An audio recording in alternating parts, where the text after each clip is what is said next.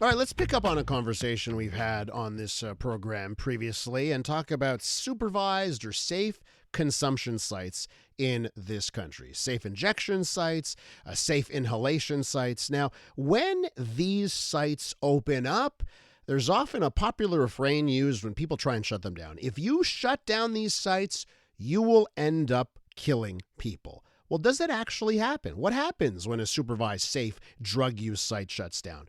Well, one in Alberta, in Red Deer, Alberta, was shut down last year.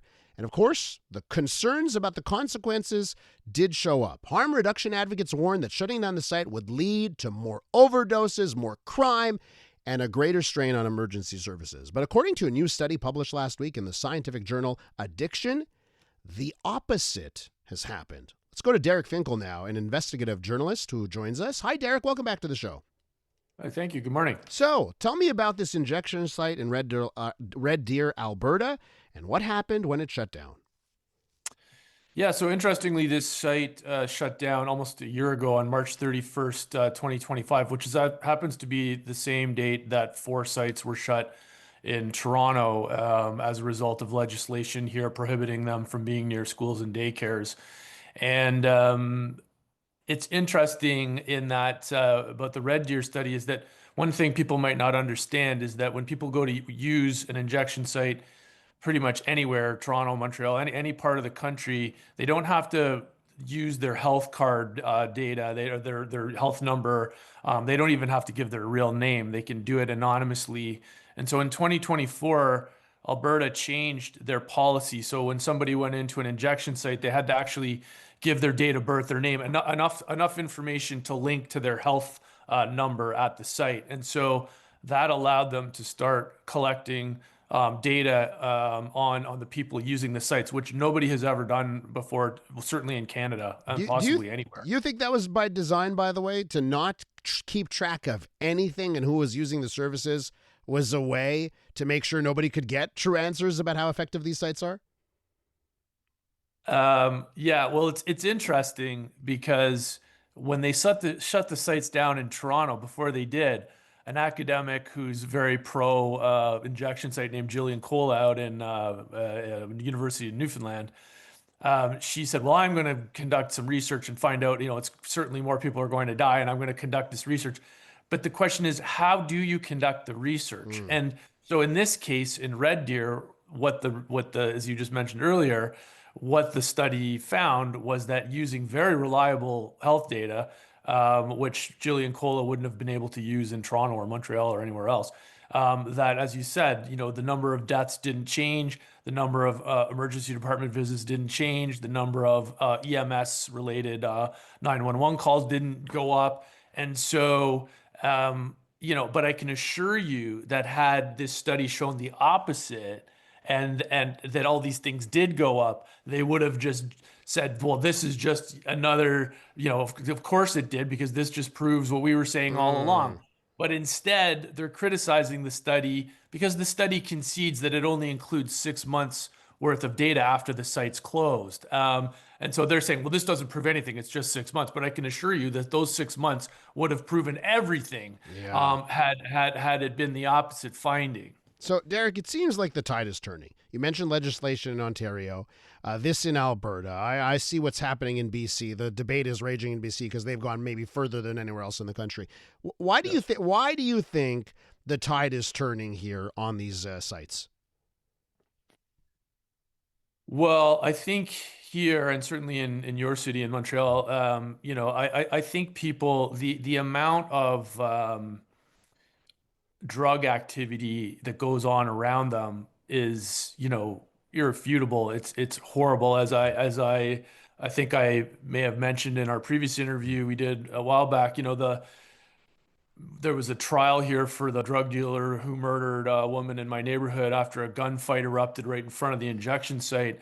And the surveillance video showed that just prior to the shooting, there were 6 identifiable drug dealers within a 15-foot radius on the sidewalk and outside the front door of the site.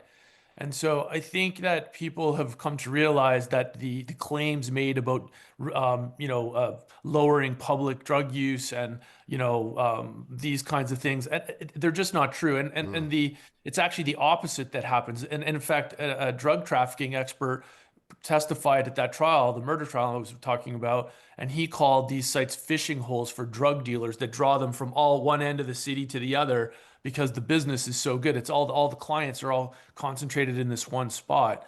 And so I think people are turning against them for those obvious reasons. And I think also, people were dying regardless. These sites can reverse overdoses, yes, but what I don't think there's any science about is that they actually prevent overdoses. Over time. In other words, I think people were dying en masse when these sites, even the clients of the sites. One of the reviews of after the shooting of our site, written by a person who was a supervisor who was brought in temporarily to oversee the site for 6 months. I mean, she writes several times about staff being the morale being low because clients keep dying. The clients are dying. Like, we're not saving them. And one interesting little element in this Alberta study is that they announced that the site was going to close about, I forget, it was like 5 months or so before they closed it. And what they noticed was that there was an immediate spike in people seeking treatment, oat agonist therapy treatment, medication. So they compared Red Deer to another city that had an injection site, Lethbridge, also in Alberta. And before they announced the closure, the number of people in Red Deer seeking treatment was lower than in Lethbridge. But as soon as they announced that they were closing, the number of people seeking treatment in Red Deer spiked. And by the time the site closed, there were more people getting treatment in Red Deer than there were in Lethbridge. So not to say that this is causation, but it shows that maybe these sites are not doing enough to promote getting people the healthcare and the treatment that they really need to turn their lives around and to actually prevent more overdoses, not reverse this person having an overdose another 12 times before they die anyway.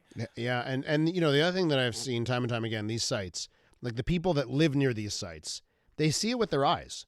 And they live it. Like, their condo buildings become drug dens at times. Like, they'll have to try and get into their condos now, and there'll be people sleeping in the hallways, that kind of stuff.